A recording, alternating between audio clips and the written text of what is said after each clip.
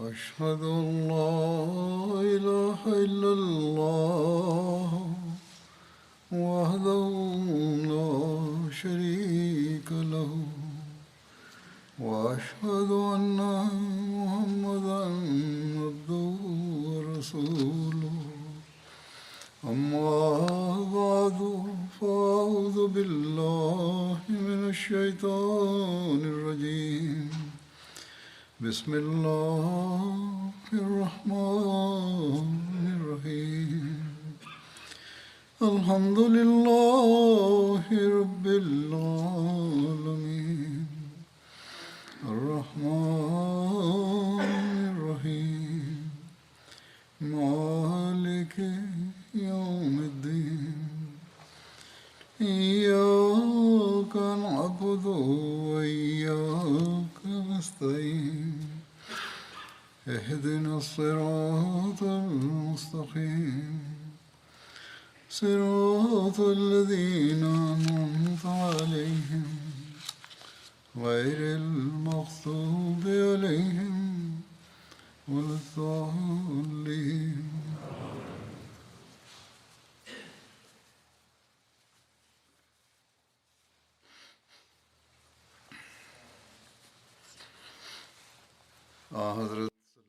Ich hatte verschiedene Aspekte aus dem Leben des heiligen Propheten erwähnt, insbesondere nach der Stadt von Badr.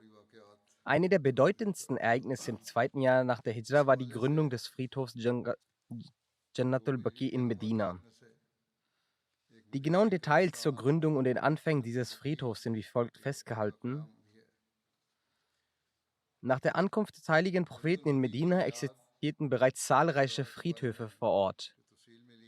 Die jüdische Gemeinschaft hatte ihren eigenen Friedhof und auch die verschiedenen arabischen Stämme pflegten jeweils ihre eigenen Begräbnisstätten. Das gesegnete Medina war zu jener Zeit in verschiedenen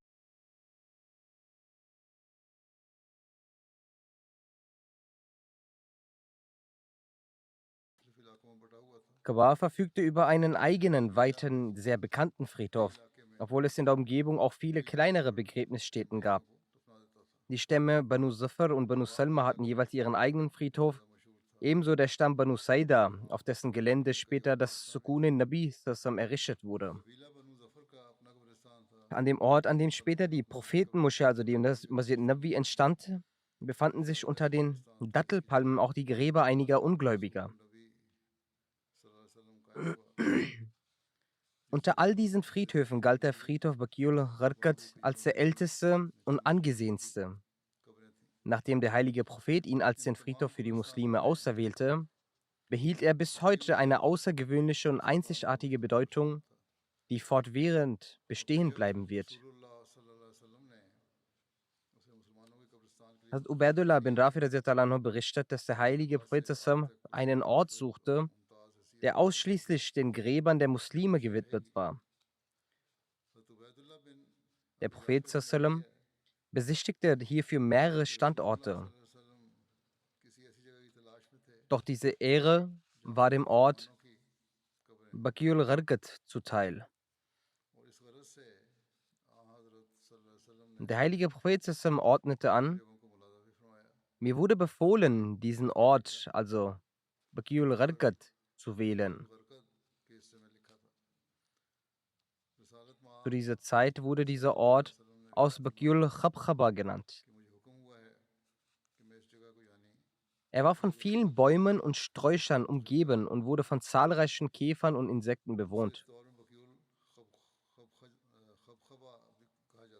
Wenn die Mücken dort aufgrund von Unrat oder dem umliegenden Wald verschwanden, so schien es, als zögen Rauchwolken umher. Der erste, der an diesem Ort bestattet wurde, war Hazrat Usman bin Mazun radhiyallahu anhu. Der heilige Prophet platzierte einen Stein neben seinem Grab als Kennzeichen und sagte: Er ist unser Vorläufer. Jeder, der nach ihm verstarb, so fragten die Menschen den heiligen Propheten, wo er begraben werden solle. Der Prophet antwortete: Sie sollen in der Nähe unseres Vorläufers Usman bin Mazun bestattet werden.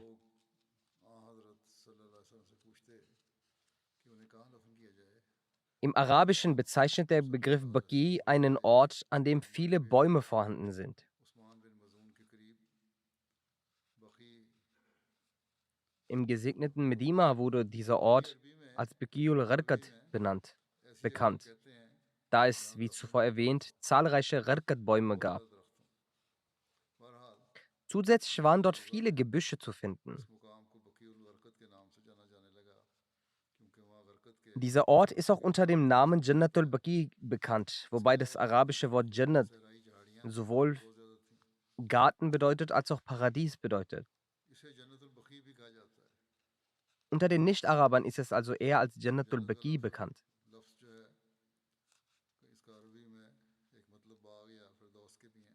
Abdul Hamid Qadri Sahib hat diese Details verfasst und schreibt weiter: Wir dürfen nicht vergessen, dass die Araber ihre Grabstätten und Friedhöfe grundsätzlich als Paradies bezeichnen. Ein weiterer Name für diesen Ort ist Makabirul Baqi, der unter den Beduinen bekannter ist. Also Mirza Bashir Ahmed Sahib Rezat Anhu schreibt hierüber in seinem Werk Sirat Khatam Mubin: Am Ende des 2. Jahres nach der Auswanderung wählte der heilige Prophet sallam in Medina einen Ort für die Bestattung der Muslime aus, der Jannatul Baqi genannt wurde. Von da an wurden die meisten Gefährten grundsätzlich an diesem Ort beigesetzt. Der erste, der dort beigesetzt wurde, war Hazrat Usman bin Mazun radhiyallahu anhu. Einer der ersten Gläubigen war er, der für seine aufrichtige Frömmigkeit und seine spirituelle Hingabe auch bekannt war.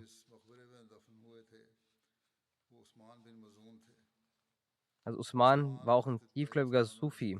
Nachdem er Muslim wurde, fragte er einst den heiligen Propheten: O Prophet Allahs, gewähren Sie mir die Erlaubnis, mich vollständig von weltlichen Angelegenheiten zurückzuziehen, meine Frau und Kinder zu verlassen und mein Leben ausschließlich der Anbetung Allahs zu widmen.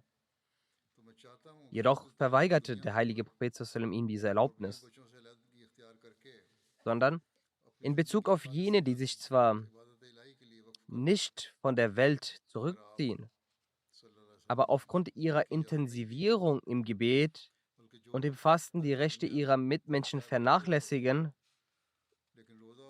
so sagte der heilige Prophet sallam über diese Personen: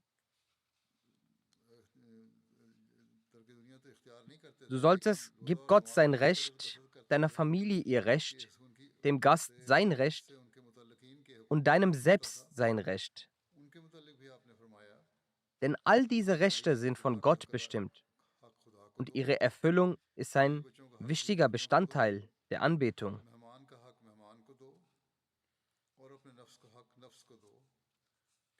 Der heilige Prophet sallam gewährte also Hazrat Usman bin Mazun radhiyallahu anhu nicht die Erlaubnis, sich von der Welt zurückzuziehen. Denn der Islam hat das Mönchstum verboten und für die Umma ein gleichmäßiges Prinzip geschaffen.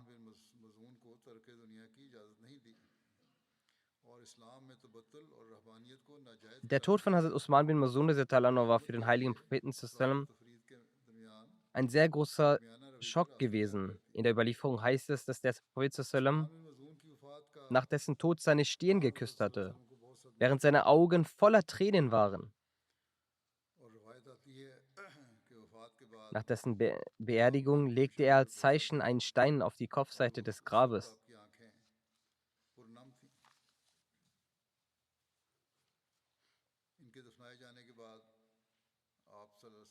So ging er manchmal zum Friedhof Jannatul Baqi und betete für ihn. Usman war der erste Muhajirin, der in Medina verstarb. Jetzt werde ich die Ghazwa Zi Amr bzw. Ghazwa Bani Ghatfan erwähnen. Der heilige Prophet sallam erhielt die Nachricht, dass die Zweige des Stammes Ghatfan, Banu Salba und Banu Muharib sich an einem Ort namens Zi Amr versammelt haben. Dies ist eine Siedlung in Ghatfan. Ihr Vorhaben war, die umliegenden Orte von Medina zu überfallen. Die beiden Stämme zusammengetrommelt und gegen die Muslime aufgehetzt, hat eine Person von Banu Muharib namens Dostur bin Haris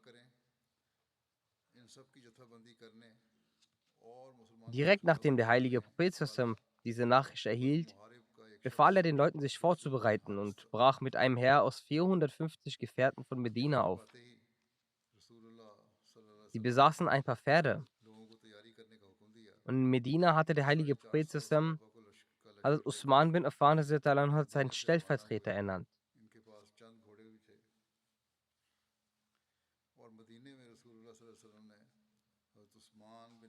Im dritten Jahr nach der Hijra im Monat Rabiul Awwal kam es zur Ghazwa Ghatfan. Am 12. des Monats Rabiul Awwal zog er Sassam für diese Expedition los. 11 Tage mussten die Bewohner Medinas ohne ihn aushalten, bis der Prophet Sassam schließlich am 24. Rabiul Awwal wieder zurückgekehrt war. Um das Vorhaben der Ghatfan-Stämme zu ersticken, wählte der heilige Prophet Sassam den Ort Si-Amr als Aufenthaltsort aus. Aus diesem Grund wird auch diese Schlacht, die Schlacht von Si-Amr, beziehungsweise mit Bezug auf den Stamm Ghatfan, auch die Schlacht von Banu Ghatfan genannt.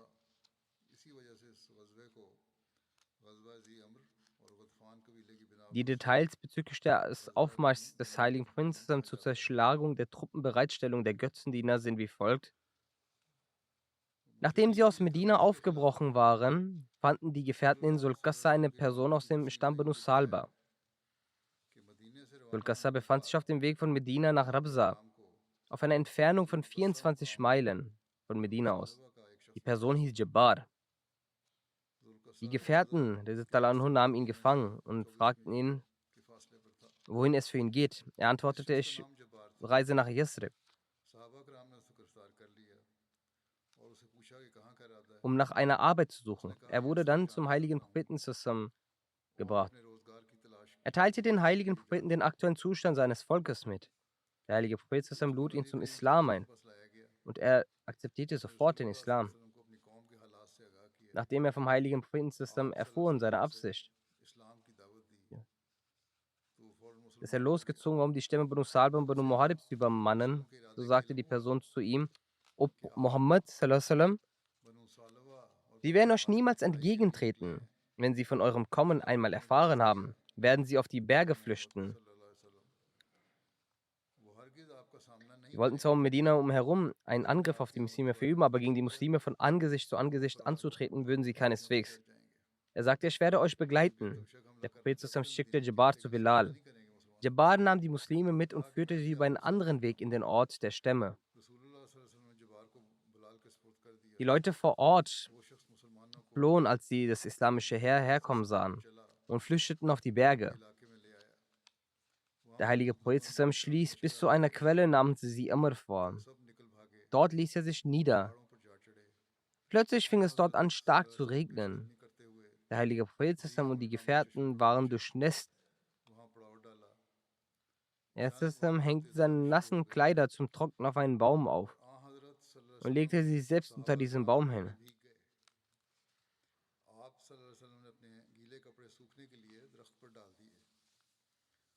Die anderen Gefährten waren mit ihren Dingen beschäftigt. Genau an dieser Stelle wurde der unreine Versuch unternommen, den heiligen Propheten zu ermorden. Darüber steht, also über das Ereignis, über die Person, die ihr Schwert von dem Propheten zückte. Diese Leute, die sich in den Bergen versteckt hatten, konnten von oben den heiligen Propheten beobachten. Als die Götzendiener den heiligen Propheten sahen, wie er an einer Stelle ganz alleine lag, kamen sie zu ihrem Anführer Dusur. Dusur war der mutigste von allen. Die Götzendiener sagten ihm, dass Muhammad zurzeit alleine liegt. Jetzt ist es deine Verantwortung, dass du ihn dir vorknüpfst. In einer anderen Überlieferung heißt es, dass Dusur den heiligen Propheten dort selbst ganz alleine liegend sah und sagte, wenn ich selbst jetzt Muhammad nicht töte, soll Allah mich vernichten.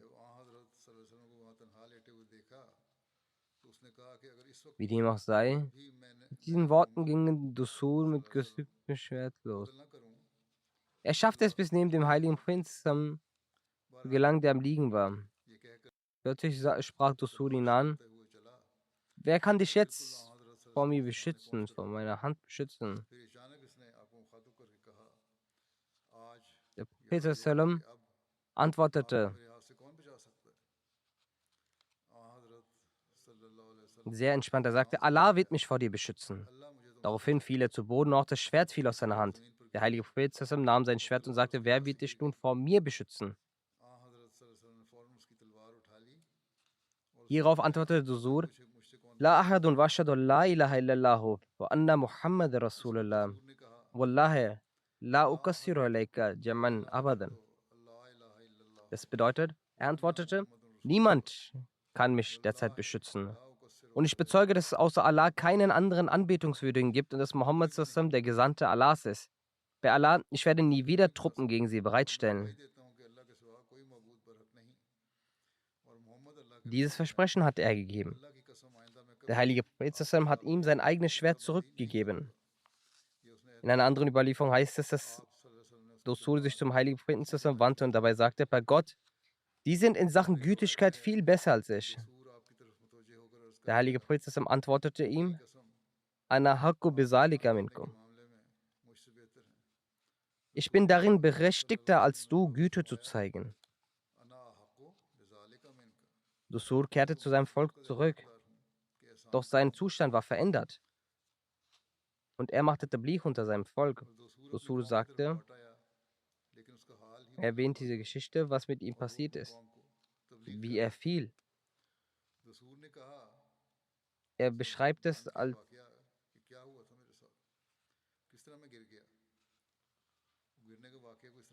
er saß, als ich mit meinem gezogenen Schwert dort stand, habe ich einen sehr großen Mann gesehen. Er hat mich an die Brust gedrückt und ich bin auf dem Rücken gefallen. Er hat also mit der Hand geschubst und dadurch ist er gefallen. Dann wurde mir klar, dass er kein Mensch ist. Das ist ein Engel. Dementsprechend habe ich an Ort und Stelle zugestimmt, dass niemand anbetungswürdig außer Allah ist und Muhammad sallam der Gesandte Allahs ist. Er sagt weiter, bei Allah, ich werde gegen ihn sallam niemals handeln. Danach begann er sein Volk zum Islam einzuladen. Allah hat durch ihn viele Menschen recht geleitet. Wie dem auch sei, der heilige Prophet sallam kehrte danach nach Medina zurück und es kam zu keiner Konfrontation. Für diese Ghazwa, diesen Schlacht, verbrachte der Prophet sallam insgesamt 11 Tage außerhalb Medinas. Laut einer anderen Überlieferung sogar 15 Tage. Abu Umar überliefert, dass der heilige Prophet sallam einen ganzen Monat auf Reise in Najd verbrachte. Wie dem auch sei, dies sind verschiedene Überlieferungen, doch die Reise umfasste lediglich einige Tage.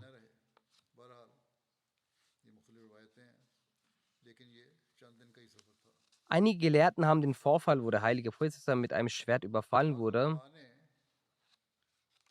als Ghazwa Zatur Riqa benannt und ihn auch als ein eigenes Ereignis anerkannt.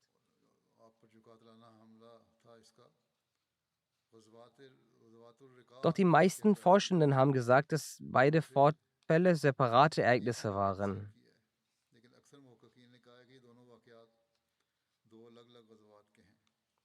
Der Name des Angreifers im Ghazwa Zatur Riqa wurde auch als Rhodos festgehalten.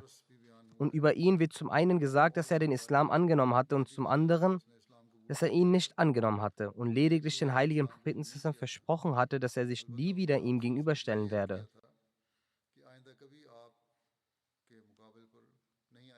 Dies wurde auch in Bukhari überliefert. Ein Ereignis in diesem Zeitraum lautet wie folgt.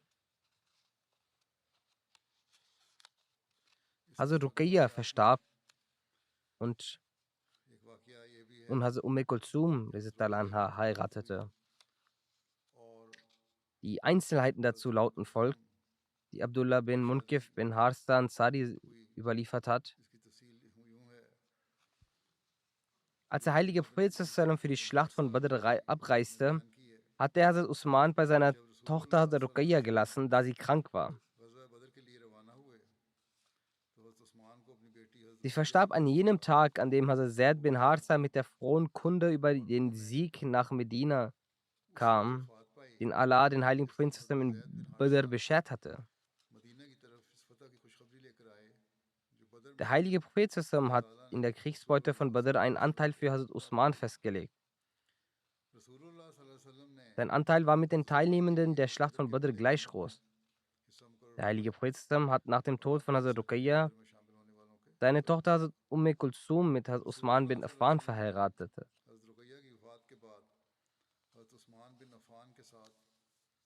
Hazrat Abu Huraira radiallahu anhu überliefert, dass der heilige Prophet Hazrat Usman an der Tür der Moschee antraf und ihm sagte: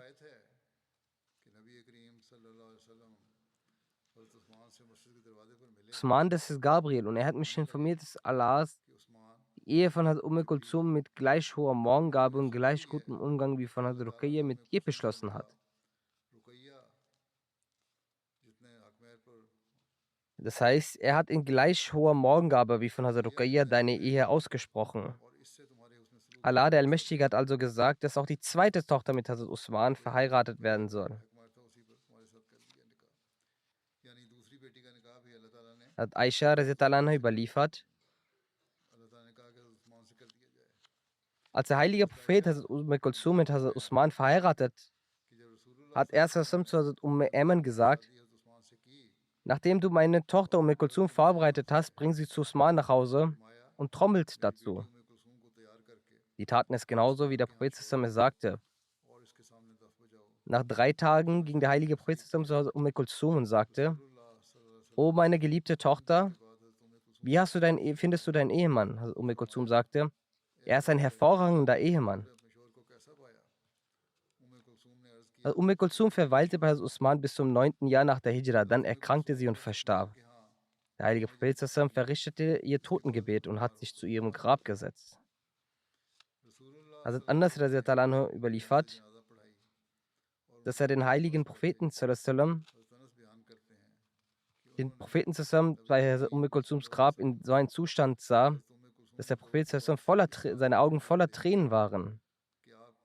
In einer Überlieferung in Bukhari heißt es, dass Halal von Hazrat Anas bin Malik überliefert, der sagt, dass wir zum Totengebet der Tochter des Propheten zusammen gingen. Der heilige Prophet saß am Grab seiner Tochter und ich sah ihn, wie er Tränen aus seinen Augen flossen. In einer Überlieferung heißt es, dass der heilige Prophet zum Tod von Hazrat Kulsum gesagt hat: Wenn ich auch eine dritte Tochter hätte, so würde ich sie ebenfalls mit Usman verheiraten.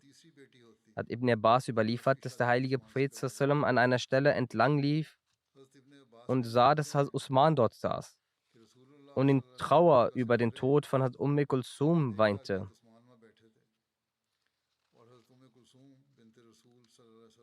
Der Überlieferer beschreibt, dass mit dem heiligen Prophet auch seine beiden Gefährten, also Hazrat Abu Bakr und Hazrat Umar, waren. Der heilige Prophet fragte: O Usman, wieso weinst du?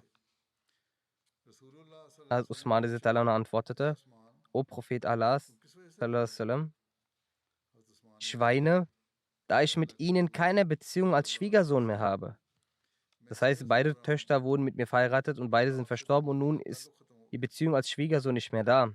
Der Prophet sagte: Weine nicht. Ich schwöre bei dem, in dessen Hände mein Leben liegt.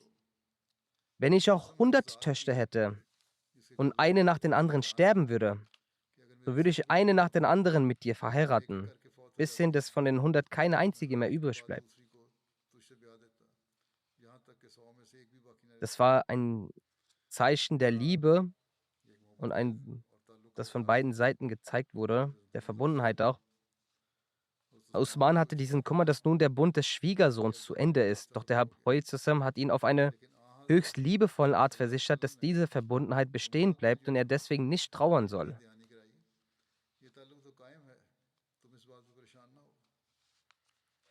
Also Mirza Bashir Ahmad Sahib schreibt über diese Hochzeit in seinem Buch Sirat Khatamun Nabiyyin. Nach ihrem Tod verheiratete der heilige Prophet eine weitere Tochter namens Kulsum, die älter war als Hazrat Fatma, aber jünger als Ruqayya, mit Hazrat Usman anhu.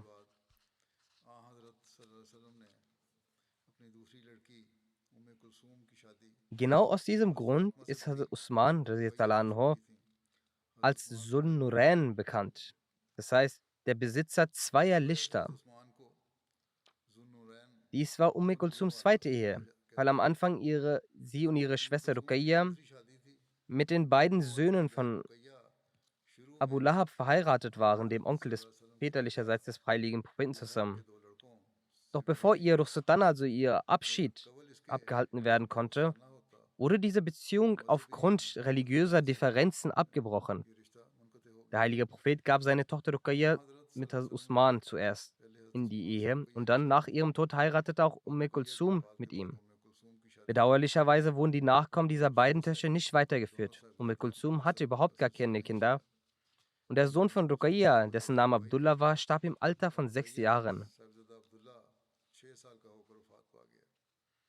Die Hochzeit von Kulsum fand im Rabiul Awwal im 2. Jahr nach der Hijra statt.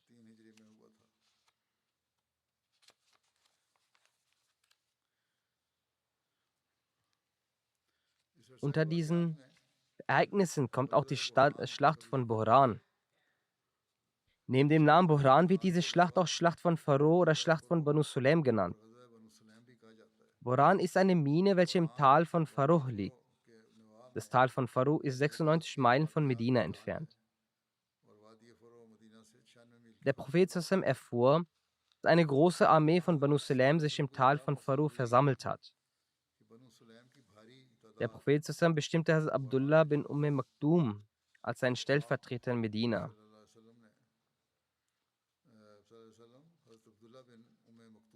Gemäß einer anderen Überlieferung heißt es, dass Hazrat Umar anho zum Stellvertreter wurde und der Prophet ging mit einem Heer von 300 Gefährten nach Buhran.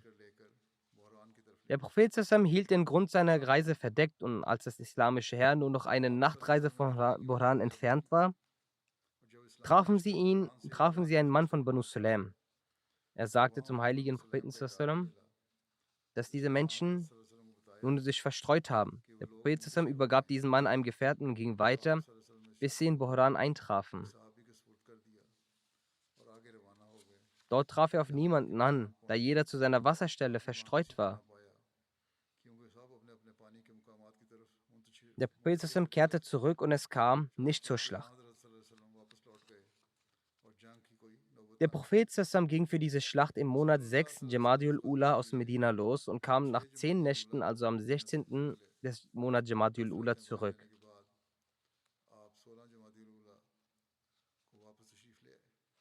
Ibn Ishaq beschreibt im Gegenteil, dass der Prophet Sassam eine Handelskarawane der Quraysh stoppen wollte, bis er in Buhran ankam, welche eine Mine im Hijaz im Tal von Pharaoh ist. Der Prophet blieb dort die Monate Rabiul Akhir und Jamadiul Ula, also 2 Monate. Dann kehrte er nach Medina zurück. In dieser Zeit kam es zu keiner Schlacht. Also Mirza Bashir Ahmad Sahib hat die Schlacht von Buhran folgendermaßen beschrieben. Seit der Schlacht von Si Amr, das heißt im späten Rabiul Awwal, dem 3. Jahr nach der Auswanderung, war noch nicht viel Zeit vergangen. Der heilige Prophet erhielt die schreckliche Nachricht, dass sich die Banu Sulaim erneut in sehr großer Zahl in Buhran formierten, mit der Absicht, einen plötzlichen Angriff auf Medina zu starten und dass auch eine weitere Gruppe der Quraysh begleitete. Da der heilige Prophet keine andere Wahl hatte, machte er sich erneut mit einer Gruppe von Sahaba auf den Weg von Medina aus. Doch wie es ihre Gewohnheit war, zerstreuten sich diese wilden Tiere Arabiens, die plötzlich und unaufmerksam im Hinterhalt lagen, um ihre Beute zu jagen. Als sie die Nachricht der Ankunft des Propheten hörten, verstreuten sie sich. Nach einem Aufenthalt von einigen Tagen kehrte der heilige Prophet zurück. Die Tatsache, dass sich die Banu Sulaim und Banu Radwan immer wieder versammelten, um einen plötzlichen Angriff auf Medina zu starten, zeigte deutlich, dass diese barbarischen und kriegerischen Stämme der arabischen Wüste sehr tödliche Feinde des Islam waren. Tag und Nacht waren sie damit beschäftigt, eine Gelegenheit zu finden, um die Muslime völlig zu zerstören. Versuchen Sie sich den prekären Zustand der Muslime zu jener Zeit vorzustellen und wie ihre Tage in dieser Zeit vergingen. Auf der einen Seite gab es die Quraysh von Mekka, die aufgrund ihrer Feindschaft gegenüber dem Islam und aufgrund ihres Rachegeistes für die Schlacht von Badr erblindet waren. Sie klammerten sich an die Vorhänge der Khanaqab und schworen, dass sie nicht ruhen würden, bis sie die Muslime nicht vernichtet haben. Und auf der anderen Seite standen diese blutrünstigen wilden Tiere der arabischen Wüste, die aufgrund der Anstiftung der Quraysh in ihrer eigenen Feindseligkeit gegenüber dem Islam das Blut der Muslime trinken wollten. Beachten Sie daher, wie oft der heilige Prophet innerhalb weniger Monate nach der Schlacht von Badr gezwungen war, plötzlich zu reisen, um sich vor den tödlichen Motiven der barbarischen Stämme Arabiens zu schützen. Wie Sir William Muir beschrieben hat, waren dies auch Tage voller Hitze gewesen. Und ganz zu schweigen davon, dass diese Hitze aus den arabischen Wüsten stammte. Wenn es nicht den besonderen Beistand Gottes gäbe und wenn die Wachsamkeit des heiligen Propheten die Muslime nicht ständig wachsam gehalten hätte, und wenn der heilige Prophet nicht Strategien eingeschätzt hätte, um die Macht des Feindes zu zerstören, bevor sie einen plötzlichen nächtlichen Angriff starten konnten, so wären die Muslime damals sicherlich zerstört und ruiniert worden. Und das waren nur äußere Bedrohungen. Auch die inneren Bedrohungen, internen Bedrohungen waren nicht geringer. Sogar in Medina selbst gab es eine Gruppe der Heuchler, die unter den Muslimen als ihre eigenen lebte. Und es wäre sicherlich keine Übertreibung, sie als Schlange im Gras zu bezeichnen. Außerdem waren dort Verräter und jüdische Wiederholungstäter von versteckten Plänen, die die Feindschaft bis in die Höhe getrieben hatten. Bei Allah, was für schreckliche erste Tage waren das für die Muslime. Hören Sie es selbst von ihnen. Ubay bin Ka'b überliefert, dass zu dem Zeitpunkt es der Zustand der Gefährten war, dass diese aus Angst mit umgebundenen Waffen schliefen. Und tagsüber waren sie auch immer bewaffnet. Nicht, dass diese plötzlich angegriffen werden. Und sie sagten einander, schauen wir, ob wir bis dahin noch am Leben bleiben oder nicht, wenn wir ein Leben in Frieden führen können. Und außer Allah fürchten wir niemanden. Was für eine Gefahr und Schwäche ist hier genannt worden. Und wie sehr ist das Leben von Freiheit und vielen verborgen. Jede gerechte Person kann das selbst abwägen. Und dies sind auch die Zustände in diesen Tagen an einigen Orten und auch besonders der Palästinenser.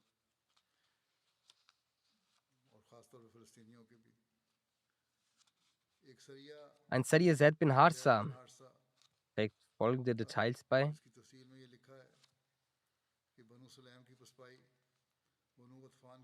Die Niederlage von Banu Sulaim, dem Exil von Banu Ghatfan, die Flucht von Abu Sufyan, von Banu Swag und die Niederlage in der Schlacht von Banu Ghatfan, der Banu Sulaiba und Banu Arib.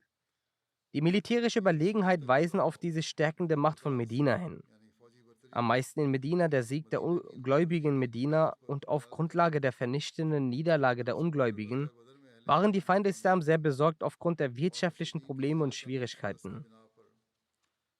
Denn die berühmte Straße, die von Mekka nach Syrien führte, lag westlich von Medina und führte am Roten Meer entlang.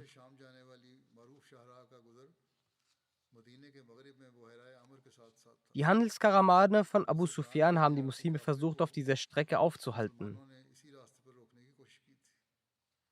Die Stämme um Medina herum hatten sich bereits mit dem heiligen Propheten zusammen vertragen. Deshalb waren die Ungläubigen aus Mekka auch nicht bereit, diesen Weg für den Handel auf sich zu nehmen. Wegen den Anhängern des Islam und den Checkpoints der Muslime waren diese Leute sehr besorgt. Und sie haben den Weg von Syrien verlassen und versuchten, einen neuen Weg zu gehen. Eines Tages sagte Safwan bin Umayya zu den Ungläubigen von Mekka: Muhammad und seine Freunde haben unser Leben erschwert. Die haben uns davor abgehalten, zu unserem Handelszentrum zu gehen. Nun verstehen wir nicht, was wir denn einmal machen sollen. Denn sie wollten nicht einmal vom Küstengebiet zurückweichen. Die meisten Stämme, die an der Küste ansässig sind, haben sich bereits mit diesem vertragen. Und jene haben sich mit diesem versammelt. Nun, wenn wir gehen, wohin denn? Und was sollen wir denn machen? Und wenn diese in Mekka leben, dann werden diese unser Geld verbrauchen. Alles, was wir haben, werden sie verbrauchen. Und wir werden nichts mehr davon haben, womit wir unser Leben verbringen können. Diese Güter haben wir im Sommer nach Syrien und im Winter nach Abyssinien gebracht. Was soll nun geschehen? Alle waren besorgt. Aswad bin Muttalib gab den Vorschlag, dass über die Küste nach Irak gegangen werden soll. Safwan sagte, ich habe kein Wissen über diese Route. Usama sagte, Ich möchte dir über einen solchen Wegweiser berichten, der den Weg auswendig kennt. Er sagte, es ist Afrad bin Hayyan Ijli.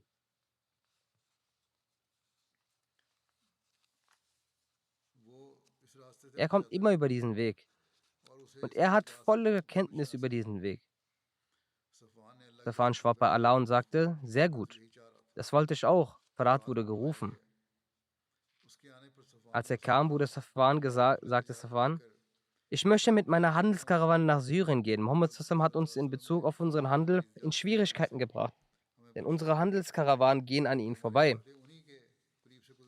Ich möchte über den Irak nach Syrien gehen. Farad sagte, ich nehme euch über solch einen Weg nach Iran, von wo die Gefährten Mohammeds es auch nicht einmal erfahren werden. Das ist ein Weg ohne Wasser und Pflanzen und leerstehend. Safwan sagte, das möchte ich auch. Dieser Weg ist eine Wüste und im Winter brauchen wir unterwegs auch kein Wasser. So begann man, sich auf die Reise vorzubereiten.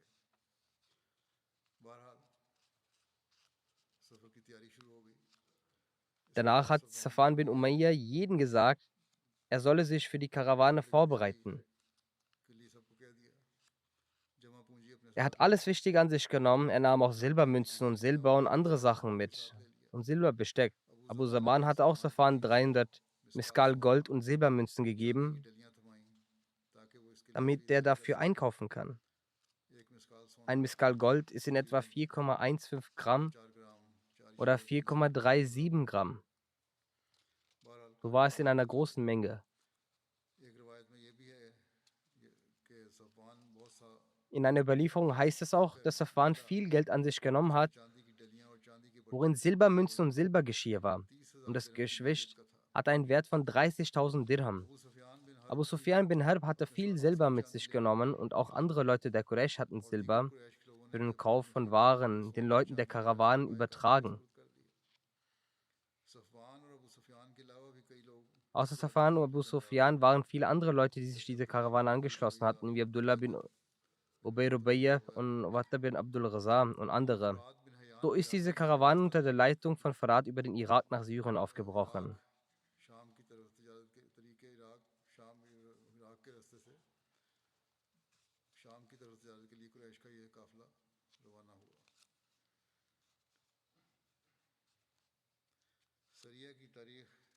Das Datum dieser Sariya und den Namen heißt es, dass es im Monat Jamadul Akhir stattfand, im 3. Jahr nach der Auswanderung.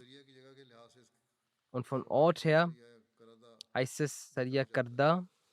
Es trägt diesen Namen. Karda ist eine Quelle der Quellen von Najd. Die Quraysh in Mekka hatten diese Route ausgewählt, voller Vorsicht, wie ich bereits erwähnt habe. Ihr Versuch war es gewesen, dass sie reisen, ohne dass die Botschaft in Medina ankommt und man in Kenntnis darüber ist, ansonsten wäre unser Weg erschwert. Doch Allah hatte ein anderes Vorgehen mit ihnen. Die Bewohner von Mekka schafften es nicht, diese Sache verborgen zu halten. Masud bin Ansir erfuhr darüber. In denselben Tagen musste er aufgrund einer Arbeit nach Medina reisen. Er war noch ein Ungläubiger gewesen und glaubenslos gewesen. In Medina, Banu Nazir, verweilte er bei dem Onkel des Stammesführers. Dieser gab ihm Alkohol zum Trinken und Wein. Und man kannte sich und die gingen nicht nach Hause. So kam auch sein Opa, Nana bin Hokek. Noem war voll im Rausch des Alkohols, weshalb er nicht mehr wusste, was er sagt und macht. In diesem Zustand hat er über die Handelskarawane nach Syrien über Irak erzählt. Salib bin Numan hörte dies und ging raus und erzählte dies dem heiligen Propheten sallallahu alaihi wasallam. Als der heilige Prophet sallallahu alaihi wasallam davon erfuhr, bereitete er sich sofort vor und nahm ein Heer von 100 Mann mit. Die Führung gab er Zaid bin Harsa. Also Zaid bin Harsa war es die erste Möglichkeit gewesen, dass er als Kriegsführer eines muslimischen Heers unterwegs ist und erfolgreich sein könnte. In der Überlieferung heißt es, dass der heilige Prophet, sallam, also Zaid bin Harsa, mit einem Heer von 100 Mann sandte. Die gingen dorthin, um den Handelskarawan aufzuhalten. Die Stammesführer der Handelskarawane flohen in den Wald. Die Muslime konnten einige der Männer festhalten und nahmen all die Sachen, die das Gut hatte, zurück. Der heilige Prophet verteilte sie und hatte das Chumsteil, also 20.000 Dirham, beiseite gelegt und vergab den Rest des Geldes an diejenigen, die ihre Opfer für die Syrier, für diesen Krank fanden. Es heißt in einer Überlieferung, dass er sehr, sehr schnell unterwegs war und die Handelskarawane nicht davon wussten, dass Hazrat Zaid unterwegs ist. Die hielten an einer Quelle an und sahen plötzlich Hazrat Zaid mit der ganzen Armee. Safwan bin Umayya und weitere hatten keine Möglichkeit mehr gehabt, außer von dort wegzurennen. Die Muslime haben Farad bin Muhyan und zwei weitere Personen gefangen genommen. Die Gold- und Silberstücke, die die Karawane hatte, das ungefähr 100.000 Dirham war, hatten sie dem Prophet zusammen gegeben. Der Prophet zusammen nahm seinen Chums, also den 5. Teil, raus und vergab den Rest und verteilte ihn. Farad bin Hayyan von den Quraysh nahm den Islam an der Hand des heiligen Propheten zusammen. Den Rest werde ich irgendwann später. Um diese Handelskarawanen zu stoppen, war es notwendig, weil diese sich vorbereitet haben und Sachen gesammelt haben, um die Muslime anzugreifen, so wie wir heute Sanktionen kennen. Genau so ähnlich war das auch. Die haben das gemacht, um ihre Ziele zu erreichen. In einigen Orten machen sie das sogar falsch, so wie Amerika auf Uganda Sanktionen erlegt hat, weil diese im Parlament gegen die LGBTQ-Community ein Gesetz vergeben haben, auch wenn sie es nicht bei Namen nennen. So ist das die Wahrheit. Das ist der Zustand. Was wollen Sie über den Islam richten? Diese Sachen werde ich auch weiterhin erwähnen. Beten Sie für die Unschuldigen der Palästinenser. Ich möchte darauf nochmal hinweisen. Nun ist es zumindest so, dass einige Nichtmuslime und einige Politiker zumindest verängstigt gegen dieses Leid sprechen. Sogar einige Juden haben sich nun dem entgegengestellt und der israelischen Regierung vorgeworfen, dass sie damit sie verspotten. Das sind kleine Stimmen, die jetzt auch von den Externen kommen. Sie sagen nun, dass für 4 Stunden täglich dieser Krieg geruht wird, pausiert wird, damit Hilfe geleistet werden kann an die Palästinenser. Allah weiß es besser, wie viel davon auch durchgesetzt wird und was in den anderen 20 Stunden was für ein großes Unheil und Leid sie den unschuldigen Palästinensern zufügen werden und wie sehr sie bombardieren werden. Die großen Staatsoberhäupter geben den palästinensischen Leben keinen Wert. Sie schauen nur auf ihre Vorteile. Nichtsdestotrotz sollten diese Menschen bedenken, dass Allah Ta'ala auch zu einer Zeit richten wird. Und nicht nur in dieser Welt, es gibt auch noch ein Jenseits. Wenn sie denken, dass sie im Diesseits alle Vorteile nutzen können, alles erlangen können, alles erreichen können. Sie können auch im Diesseits von Allah gefangen genommen werden oder auch im Jenseits. Wir müssen uns um unsere Gebete fokussieren. Möge Allah den unschuldigen Palästinensern die Möglichkeit gewähren, dass sie von diesem Leid befreit werden.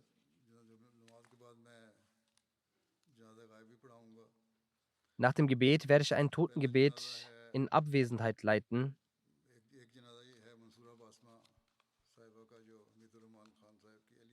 Das erste Totengebet ist Frau Mansura Basma, welche die Ehefrau von Herr Hamidur Rahman war. Sie ist in den letzten Tagen verstorben, in der Live Rajiun. Sie war die Enkelin von Herrn Nawab Abdullah Khan und dessen Frau Saibzad Damtul Hafiz. Sie war die Enkelin von Saibzad Mirza Sheikh Ahmad Zab und die Frau von Behram Zainab. Sie war die Tochter von Herrn Aba Ahmed Khan und dessen Frau Amtul Bari Begum. Sie war durch die Gnade Allahs auch Musi und eine fromme Dame. Der dritte Khalif hat bei der Ansprache, die er bei der Bekanntmachung ihres Nikah hielt, auch einige Weisheiten mitgegeben. Daher werde ich einen Teil dieser Ansprache auch vorlesen. Er sagte: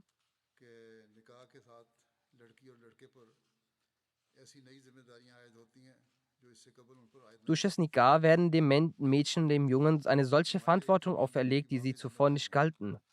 Zum einen sind da die Verantwortungen gegenseitiger Natur, also die des Mannes gegenüber der Frau und die der Frau gegenüber dem Mann.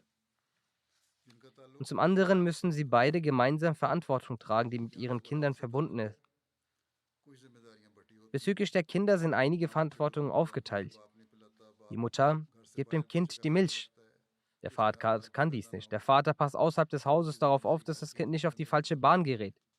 Die Verantwortung der Frau bezieht sich auf die häuslichen Angelegenheiten. Wenn beide ihre Verantwortung übernehmen, dann können unsere Kinder auch heute noch vor vielen falschen Sachen geschützt bleiben. Dann sagte der dritte Kalif, die Verse, die wir zu diesem Anlass rezitieren, in diesem auf diese Art von neuer Verantwortung aufmerksam machen, sagt Allah, dass es wichtig ist, Ja ayyuhan nasu ittaqu rabbakum.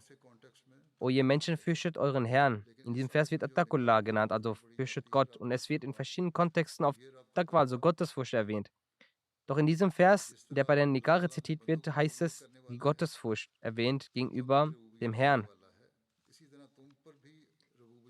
Jene Gottesfurcht, bei der man erkennt, dass so wie Allah der Herr über alles ist, so ist er auch der Herr über euch. So werden bald neue Verantwortungen gegenüber dem Herrn dir gegeben und diese kannst du nur dann erfüllen, wenn du Gottesfurcht ausübst. Zweitens, dass diese Beziehung sehr zerbrechlich ist. Es können viele Missverständnisse durch Leichtsinnigkeit entstehen. Und um dies zu vermeiden, haben wir die Anweisung erhalten, Qulu qawlan sadidan, redet das rechte Wort. Und es genügt nicht nur die Wahrheit zu sagen, sondern alle Aussagen zu machen, die von allen Formen der Lüge befreit sind, die ehrlich sind. Wenn ihr diesen Weg einschlagt, dann wird zwischen euch kein Missverständnis und keine Streitereien entstehen. Und drittens, weil dann so nafsum ma qaddamat lirat. Da haben die Älteren und eine jede Seele schaue nach dem, was sie für morgen vorausschickt. Im Sinn handelt euch für eure Zukunft vorbereitend, ihr eure Kinder erzogen habt. Ihr müsst eure Zukunft vor Augen halten und auch eure Kinder erziehen. Die Zukunft, die mit der Erziehung verbunden ist, die der Eltern den Kindern mitgeben, ist eine separate Zukunft für die nächste Generation. Es ist nicht dieselbe Zukunft, dadurch, dass die Welt und die Bewohner dieser im ständigen Wandel sind. Die Gesellschaft hat sich völlig verändert. Die große Veränderung, die schon immer angekündigt wurde, dessen Anzeichen werden am Horizont sichtbar und deswegen ist die Verantwortung des Vaters eine andere im Vergleich zu der, die wir hatten.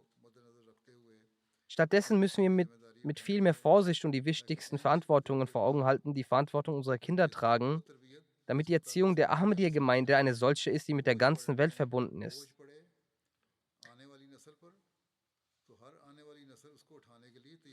Und wenn die nächste Generation diese Last auferlegt bekommt, dann sollte jede kommende Generation bereit sein, diese Last zu tragen. Er sagte weiter, möge Allah uns dazu ermöglichen, diese Dinge zu verstehen und sie umzusetzen.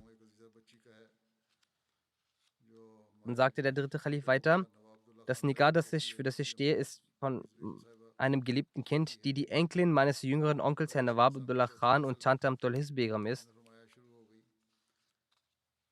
Die vierte Generation des verheißenen Messias wurde nun begonnen. Sie ist die Enkelin von Herrn Hazrat Mirza Sharif Ahmad Sahab.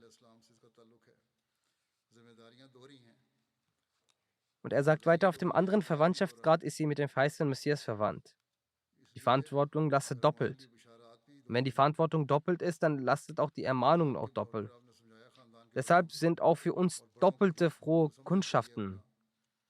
Er erklärte weiter, dies den Kindern der Familie und auch, also des Khandan, des verheißenen Messias, der Familie des verheißenen Messias und auch den Erwachsenen, dass sie ihre Verantwortung verstehen müssen. Denn wenn sie nicht die doppelte Verantwortung erfüllen, dann müssen sie die doppelte Ermahnung erleben. Möge Allah sowohl den Erwachsenen als auch den Jungen zu befähigen, dies zu verstehen. Weiter sagte der dritte Kalif: Wenn ich ein solches Nikah bekannt gebe, bei dem der Junge und das Mädchen mit dem verheißenen Messias verwandtschaftliche Beziehung hat, dann entsteht in mir auch eine gewisse Sorge und der Fokus auf Gebet, dass Allah sie dazu befähigen möge, diese Stellung zu erkennen. Hinsichtlich ihres Dienerseins unterscheiden sie sich von den anderen und sie sollten größere Diener werden und so ihr Leben in der Welt verbringen. Wie dem auch sei, das waren Worte des Rates und der Weisheit, weshalb ich sie vorgetragen habe. Über das persönliche Leben von der ehrenwerten Frau Basma Mansoura schreibt ihre Tochter Rabia: Schon von unserer Kindheit hat sie uns mit Allah bekannt gemacht. Sie wies uns mit Nachdruck an, für unser Schicksal zu beten. Oft wies sie an, zu beten, dass Allah uns mit guten Menschen zusammenbringt. Wir verstanden erst die Bedeutung des Bittgebetes, als wir erwachsen waren. In der Kindheit begriffen wir es nicht. Sagte, meine Mutter liebte die Menschen sehr, sie opferte ihre eigenen Bedürfnisse und kümmerte sich um die anderen. Und das ist auch die Wahrheit. Die Leute hatten den Eindruck, dass sie für sich selbst ausgibt. Doch opferte sie sich selbst und sorgte für andere. Beispielsweise, als sie zu Jalsa Salana nach London kam, kaufte sie Geschenke für die Armen und für sich selbst kaufte sie nichts. Sie nahm auch ein Mädchen auf, erzog sie gut und verheiratete sie dann auch. Außer ihr verheiratete sie auch viele andere Mädchen.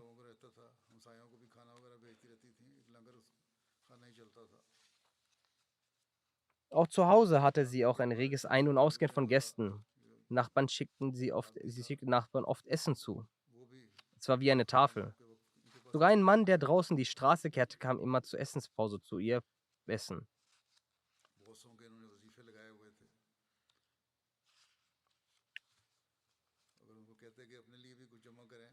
Sie hatte für viele ein Stipendium eingerichtet und Taschengeld.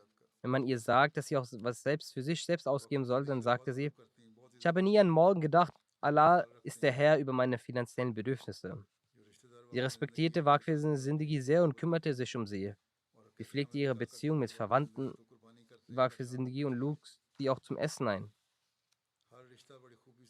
Auch uns sagte sie, dass Waqf Sindhi ihr Leben opfern, deshalb sollte man sich um sie besonders kümmern.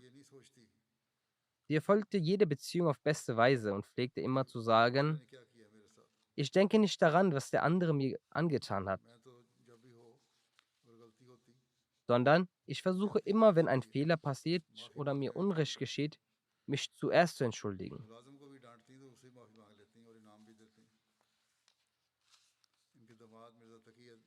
Selbst wenn sie mit einem Angestellten schimpfte, bat sie um Verzeihung und belohnte ihn auch.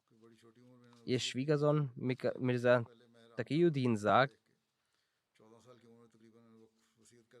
sie hat in einem sehr jungen Alter das Wasit abgelegt. Auch ich war zunächst verwundert, als ich das Wasit-Formular sah. Mit etwa 14 Jahren hat sie das Wasit abgelegt. Er sagt, dass sie einen Kindheitstraum mit uns teilte. Sie sagte, ich sah, dass ich den Fuß Allahs ganz fest umarme und dabei weine. Er sagte weiter, dass als ich aufwachte, habe ich wirklich geweint. Bis heute erledigt Allah alle meine Aufgaben.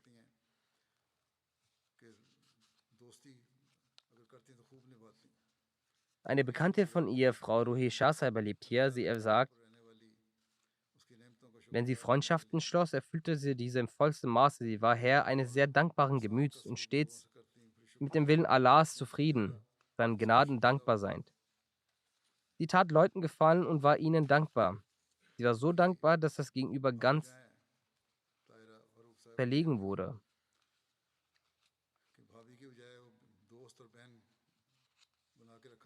Ihre Schwägerin, Frau Tahira Farooq Saiba, sagt, statt mich wie eine Schwägerin zu behandeln, behandelte sie mich wie eine Freundin und Schwester. Sie war eine selbstlos liebende und reine Persönlichkeit. Sie wusste, Verwandtschaftsbanden zu pflegen. Sie wählte für andere das aus, was sie für sich selbst mochte. Nie behielt sie etwas in ihrem Herzen. Sie sagte klare und deutliche Worte. Sie verrichtete stets das Gebet und das Fasten, rezitierte täglich den Koran und hegte eine intensive Bindung und Kontakt zum Khilafat. Die Aufgaben der Jamaat, welche immer auch ihr auch zugeteilt wurden, erfüllte sie mit großer Aufmerksamkeit. Möge Allah ihr vergeben und gnädig sein und auch ihre Kinder dazu befähigen, ihre Tugenden fortzuführen. Sie hat auch einen Ehemann, möge Allah auch ihr Geduld gewähren und Trost spenden und auch den Kindern. Das zweite Totengebet ist von Herr Chaudhry Rashid Ahmed Saab. Er war ehemaliger stellvertretender Abgeordneter der University of Agriculture, Faisalabad. Zurzeit lebt er in Amerika. Er ist in den vergangenen Tagen verstorben in Live Rajiun. Durch die Gnade Allahs war er auch Musi gewesen. Sein Sohn Rafiq Tahir Saab leistet dort in Los Angeles Dienste für die Jamaat. Er sagt, dass in ihrer Verwandtschaft die Ahmadiyya zuallererst durch den großen Bruder Chaudhry Barkat Ali Saab eintrat. Danach legten sein Vater und die restlichen Familienmitglieder das Bai'at ab. Während der Unruhen von 1974 in Pakistan hatte eine Menschenmenge ihr Haus, das sich auf dem Campus der Universität befand, überfallen. Die Meute raubte sein Haus aus und setzte den ganzen Hausstand in Brand. Jedenfalls verließ er den Ort. Als nach 2 bis 3 Monaten sich die Lage wieder beruhigte und er an die Universität zurückkehrte, sagte der Vizekanzler, dass er statt einer Teilwiedergutmachung seinen vollständigen Verlust wiedergutmachen möchte. Daher solle er ihm mitteilen, wie groß der Schaden ist. Chaudhry Rashid Saab sagte daraufhin, seinen Finger zum Himmel hebend, auf gar keinen Fall, ich werde von niemandem Hilfe annehmen.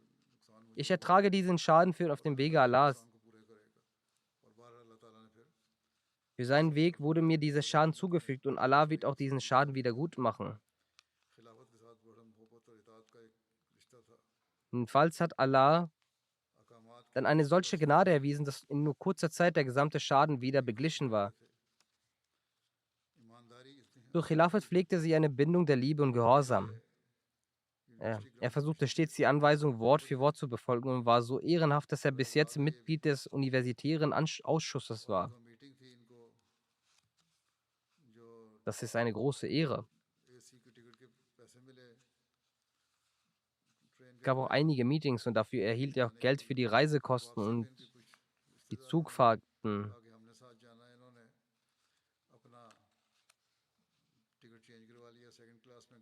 Auf dem Rückweg sagten einige seiner Verwandten, dass sie mit ihm zurückreisen möchten.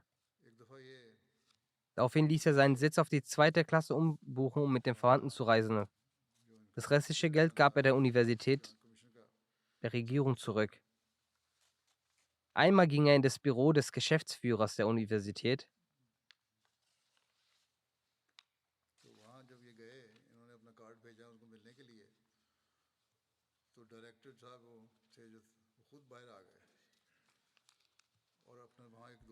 Als er dorthin ging und seine Visitenkarten ins Büro schickte, kam der Direktor selbst aus dem Büro. Dort saß ein Freund des Direktors und der Direktor sagte diesem, dies ist der Mann, über dessen Integrität und Ehrlichkeit ich mit Ihnen reden wollte, dass er so ehrlich ist. Er stellte dort auch direkt die Jamaat vor und sagte, dass er ein Ahmadi ist. Das heißt, dass diese ganze Ehrlichkeit, die ich in mir trage, liegt daran, dass ich ein Ahmadi bin.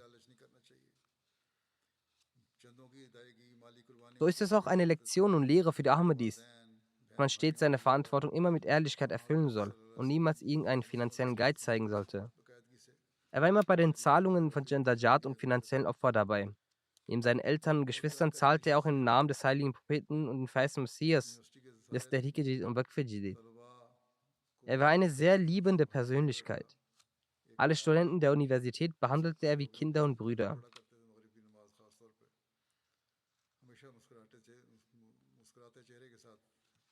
Ein Gebet verrichteten wir immer gemeinsam bei ihm zu Hause, vor allem das Maghrib-Gebet. Er kam immer mit einem Lächeln auf seinem Gesicht. Er war ein sehr zufriedener Mensch, möge Allah ihm vergeben und gnädig sein und seine Kinder dazu befähigen, sein